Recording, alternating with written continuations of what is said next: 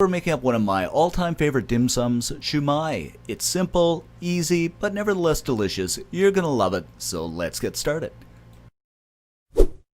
So to get started here, what I have is somewhere in the neighborhood of about half a kilo of ground pork, and you're best to get lean because you just don't want that fatty residue. Then I'm gonna add in a thumb-sized ginger that I've chopped up, followed by half a small chopped onion, a quarter cup of finely chopped carrots, about 3 tablespoons of spring onions, half a cup of shrimp, and these are just some popcorn shrimp that I've deveined and chopped up, an egg white, 2 tablespoons of all-purpose flour, a teaspoon of soy sauce. Then we're going to go ahead and throw in a teaspoon of mirin, and if you don't have it on hand, you can simply leave it out. Then I'm just going to season this with half a teaspoon of salt, some freshly ground black pepper, and the amount is up to you. I'm a pepper lover, so of course I'm going to add lots. Then I'm going to take my wooden spoon here and mix everything together until it's nicely combined.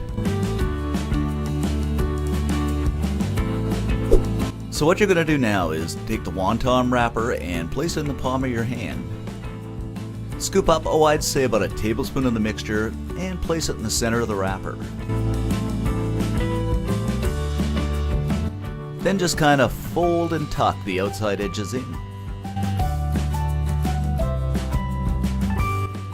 And just kind of flatten the top out while rotating it.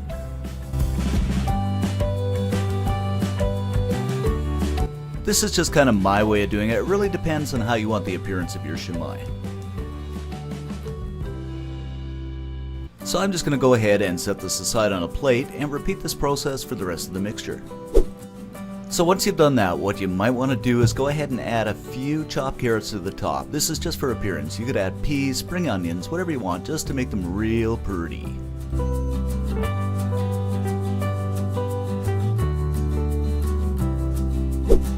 Okay, so now we're going to prepare our steamer, and what I've done is placed a few leaves of cabbage into the bottom just to absorb any excess water. And of course, if you have the authentic dim sum bamboo steamer, go ahead and use it because that would be just perfect. Okay, we're going to go ahead and add in about 6 of the siomai. We don't want the steamer overcrowded, but then again, we don't want them to be lonely.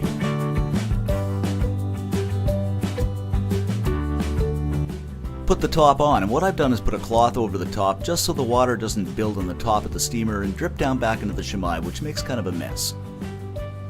And let these steam over medium heat for about, I'd say, 10 minutes. While the siomai is steaming, we're going to make a really simple but delicious sauce by combining 3 tablespoons of soy sauce with about a quarter teaspoon of chili sauce just to give it that extra heat. And a couple of drops of sesame oil. You don't want too much of this because it's really strong. Of course, we're going to give this a good mix until it's nicely combined and set it aside. Nicely done, and these really smell delicious. I can hardly wait to try them out.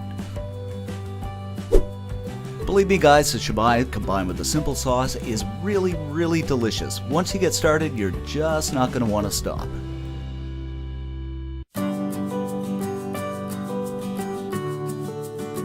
Head on over to cookandshare.com for this recipe and many more.